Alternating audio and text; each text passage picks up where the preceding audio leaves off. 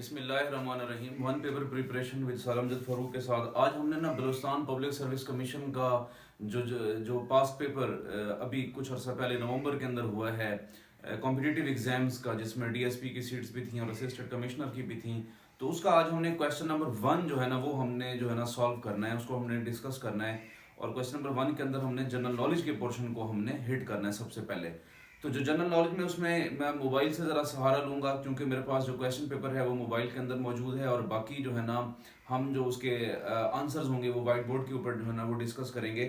तो सबसे पहला जो हमारे पास सवाल है, Balochistan public service commission combined competitive exam 2023 के अंदर, जो कि असिस्टेंट कमिश्नर, सेक्शन ऑफिसर और डिप्टी सुपरिटेंडेंट ऑफ पुलिस की पोस्ट थी, उसमें सबसे पहला क्वेश्चन ये है कि how much area of Kashmir fall under the domain of China, यानी कि चाइना की डोमेन में कश्मीर का कितना जो पोर्शन है वो आता है। तो डियर स्टूडेंट्स, इसका जो आंसर था वो हमारे पास है 15%। तो नंबर 1 का जो आंसर है वो हमारे पास क्या है, 15%।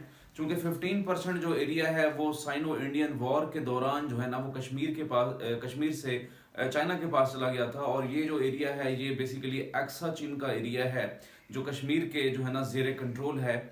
और यहाँ जो बॉर्डर फॉल कर रहा है वो भी मैं आपको बताता चलूँ, वो हमारे पास लाइन ऑफ एक्चुअल कंट्रोल कहलाती है।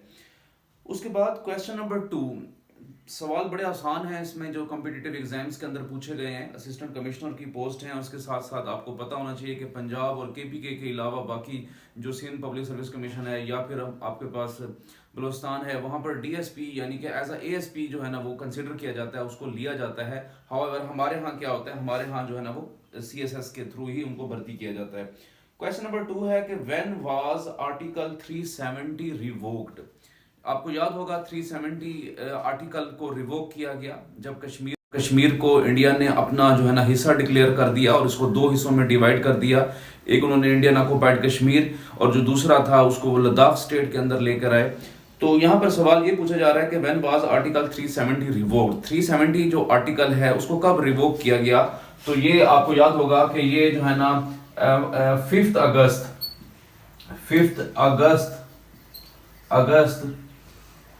2019 के अंदर इसको जो है ना रिवोक किया गया।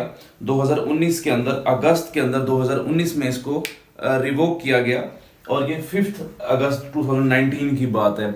इसमें 35A भी था, और यहाँ से जो है ना वो उन्होंने, आपको याद होगा कि एक मार्शल लॉ की सिचुएशन डेवलप की और लोगों को महसूर कर दिया, इंटरनेट कनेक्टिविटी को डिसेबल कर दिया। तो ये जो है ना 370 की आर्टिकल को रिवोक करने के आफ्टर मैथ से। उसके बाद है क्वेश्चन नंबर 3, वो कहता है कि how much Kashmir territory Pakistan hand over to China as per an agreement signed in 1963। 1963 के अंदर जो है ना पाकिस्तान ने कितना हिस्सा जो है ना वो कश्मीर का जो है ना वो चाइना को दिया। तो वो जो है ना 1963 के एग्रीमेंट के मुताबिक शेक्स ग्राम एरिया है आपके पास, शेक्स ग्राम ये जो एरिया है, इस एरिया को 1963 के अंदर पाकिस्तान ने चाइना को हैंड ओवर किया।